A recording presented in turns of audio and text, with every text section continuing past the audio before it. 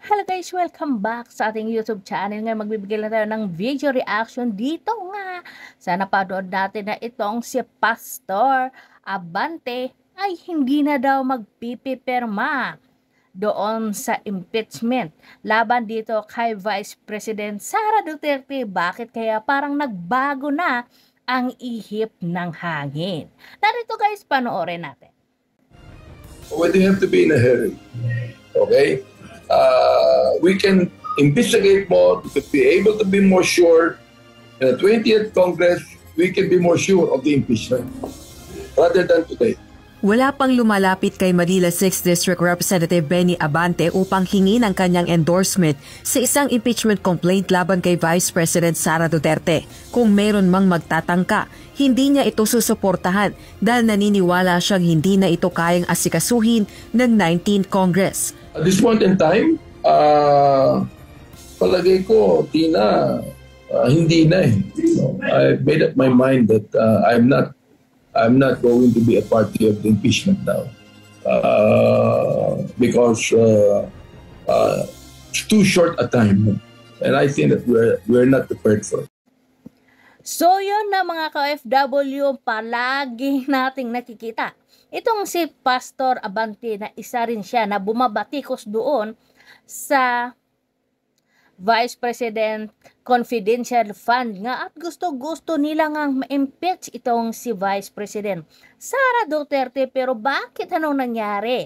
At sinabi nga ni Pastor Abante na hindi nga daw siya peperma doon sa waiver na yon, kung saan nga ay kailangan ng nila Castro at yung nagsumite ng mga impeachment laban dito kay Vice President Sara Duterte. Kailangan nilang makapapirma ng mga congressman ng 103 katao or 1/3 para nga maisulong ang impeachment laban dito kay Vice President Sara Duterte. Pero ano ang nangyari?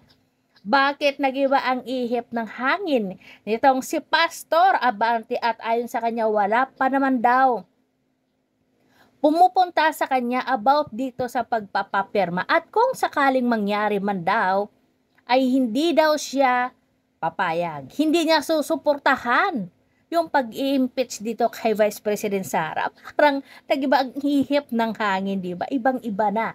Marami tayong napapansin ngayon sa ibang mga politiko kung sa ano na ay patay na patay sila na gusto nga nila ma-impeach agad itong si Vice President Sara Duterte. Pero nang nangyari na nga ang National Rally for Peace ng mga kapatid nating Iglesia na Cristo, nakita ng lahat kung gaano nakiisa ang lahat. Maki-iglesia man or hindi, ando na yung iba na nakasuporta at nakiisa sa kanila. Kita nila na milyon-milyong supporters at hindi lang para doon.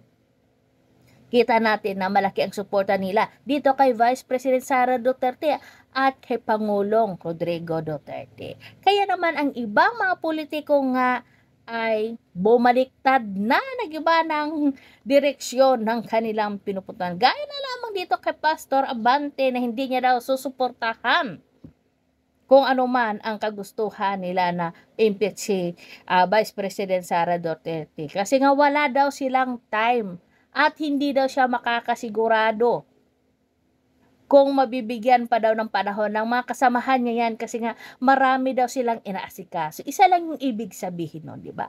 Natatakot nga sila na kahit anong gawin nila ay hindi nila mapapabagsak itong si Vice President Sara Duterte. At ito naman, di ba, na pagkatapos lang ng National Rally for Peace ng Iglesia ni Cristo ay napaltalsik nga itong si Saldico. O diba? Ang dami talagang nangyayari. Ano ba ang naano nila ngayon? Natakot sila. Dahil kahit anong gawin nila ay hindi nila mapapabagsak ang isang Duterte. Kasi nga maraming supporters ito. Kaya naman diba nakita natin nung magsinabi nga si Sandro Marcos na siya nagsabi no na i-leave na or wala ng tao na uupo bilang chairperson doon sa committee ng House representative. Ayun, Kita nyo yung mukha ni Tambaluslos na hindi na nga mairo kasi nga alam niya na palpak yung plano ng mga bangag na yan. At kahit nga itong si ano, 'di ba? Si Presidente Bongbong Marcos daw ay kahit anong gawin daw nila diyan ay hindi niya daw suportado at hindi daw siya payag tungkol sa impeachment laban dito kay Vice President Sara Duterte. Pero itong si ano talaga, itong si Castro at itong si Brosas, naku talaga, ang laki talaga ng kanilang inggit dito kay Vice President Sara Duterte. Ayan, tingnan nyo naman ang video, tingnan nyo. Complaint, you're willing to endorse para makuha yung 103 na kinakailangan? Sure, oo. Endorse namin nga lahat ng mga pagkakataon na pwedeng ma-impeach o mga way na pwedeng ma-impeach si Sara Duterte ay gagawin namin. Nyo lang po dun sa show of force ng INC kahapon, and how will that affect yung decision of Coms whether to endorse or not the impeachment complaints? Well, we expected that. Sabi ko nga kanina, December pa lang, naririnig na namin yung mga ganyang announcement ng INC. They have to be relatable kasi nga mag-e-eleksyon, kaya ganyan. Tapos alam nyo naman ang papel ng INC kapag ka-eleksyon, pupunta sa kanila ibang mga kandidato. Kung magkakaroon ng epekto, makikita natin yan actually sa resulta ng election ng 2025. But then, ngayon pa lang, sinasabi na namin na maliit din naman lang na bahagi yun.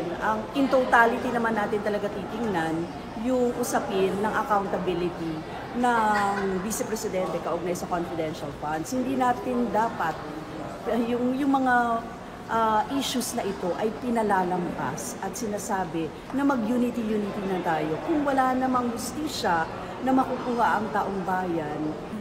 Well, itong show of force ng sektang Iglesia ni Cristo ay hindi naman niya naka-apektado, particularly sa amin, sa Makabayan. At kahapon din sa pagkausap natin sa ating mga kasamahan dito sa Kongreso, ay, well, wala rin naman silang pakialam at on the top of their mind pa rin yung impeachment, yung pagpapanagot kay Sara Duterte doon sa ginawa niyang misspent noong confidential funds. Well, gano'n naman ang mga Duterte, sabihin nila tatakbo tapos hindi. Pero mukhang nagpalakas ng loob sa kanya, Ngayon niya sinasabi yan, yung mukhang itong mga kilos ng Iglesia ni Cristo. Pero well, sana hindi siya manalo. First, if she will be impeached, no, she cannot run, di ba? Kapag na-impeach siya, hindi siya makakatakbo kasi perpetual yun na hindi ka makakatakbo sa posisyon. Tapos, second, kung meron siyang haharaping mga kaso, kailangan harapin niya muna yun. At sa dami ng mga nangyari ng naganap ng nakaraan, I'm sure meron talagang mga cases na maipafile sa kanya. Kasi Ayan, di ba? Kita-kita ka natin ang laki ng inggit nitong si Castro. Malaki ang kanyang kinakatakutan. Bonaki mo namang sabihin niya, ginamit lang daw ni Vice President Sara Duterte yung rally ng Iglesia ni Cristo. Yun daw yung nagbigay sa kanya ng lakas para daw tumayo at lalaban. Tatakbo siyempre si Vice President Sara Duterte bilang presidente. Pero itong si Castro at si Brosas, ewan ko bakit takot sila at gustong-gusto talaga nila na mapa-impeach itong si Vice President Sara Duterte. Diba? Ano nga sabi nga ni Castro? Sana nga daw hindi siya manalo. Parang tanga. O, diba? Kasi nga takot na takot siya. Ito namang si Brosas, sabi niya ba naman, diba? Kung ma-impeach daw itong si Vice President Sara Duterte, hindi daw siya makakatakbo bilang presidente or ano pa man yung tatakbuhin niya sa susunod na eleksyon. Isa lang yung ibig sabihin, nagpapakita lang na takot kayo at yung mga plano nyo ay huling-huli kayo sa sarili nyong bibig. Ayaw nyong tumakbo kahit anong posisyon itong si Vice President Sara Duterte. Kasi pag tumakbo itong si Inday Sara bilang presidente at manalo siya, kayo ang una-una.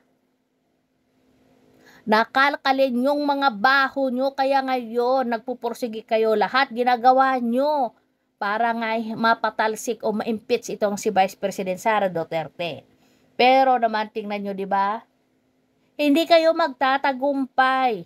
At once na manalo nga itong si Inday Sara bilang presidente, naku, lagot na kayo. Unang-una ka na talaga, Castro, na iimbestigahan ni Inday Sara at ikaw, bro, sas.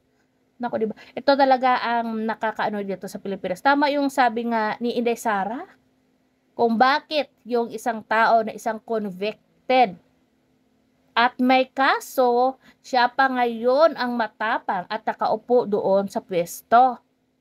Paano na lang ang kaso niyang kinakarap, di ba hinatulan ka ng guilty sa ginawa mo, Castro? Pero bakit andyan ka? Ano ba na nangyayari sa batas natin, di ba? Tabang yung sinasabi ni Inday Sara, ikaw naman na may kaso at hinatulan ng guilty, bakit andon ka pa? At siya pa ngayon ang matapang na naghahanap ng dumi nga nitong si Vice President Sara Duterte, yung kanyang dumi nga ay hindi niya nga malinisan. Ano na ba nangyayari sa Pilipinas, di ba? Kaya nga hindi umaasinso ang Pilipinas dahil nga sa mga korap na mga opisyalis dyan. Hindi naman lahat, pero karamihan. Kaya na lang nitong si Castro at iba pang mga politiko dyan na galit nga dito kay Vice President Sara Duterte, pero masasabi ko sa inyo, hindi kayo magtatagumpay. At Diyos ko naman, maawa naman kayo. Marami nang problema yung Pilipinas, pero bakit ganun pa? Si Vice President Sara Duterte pa yung pinupunter niya nyo. Confidential fund. Pero lahat naman kayo may confidential fund. Dapat nga dyan lahat kayo imbestigahan, hindi lang si Vice President Sara Duterte. Pero nakakapagtataka lang bakit si Inday Sara lang yung ang pinupunterian nyo. Kasi 'di ba? Kasi natatakot kayo na once na yung Duterte na nga ang kumilos, wala na kayong magagawa. Kaya lahat na lang na mga dumi dyan ay inyong itatapon o inyong ibabato kay Inday Sara. Pero anong resulta, di ba? Wala rin kayong magagawa. Kasi nga hindi nyo kaya. Ang mga Duterte kasi wala naman silang ginagawang masama. Bagkus, malaki ang tulong ng mga Duterte administrasyon sa mga mamayang Pilipino. Lalong-lalo na sa mga mahihirap na katulad namin. Kaya sabi ko sa inyo, hindi kayo magtatagumpay sa plano nyo.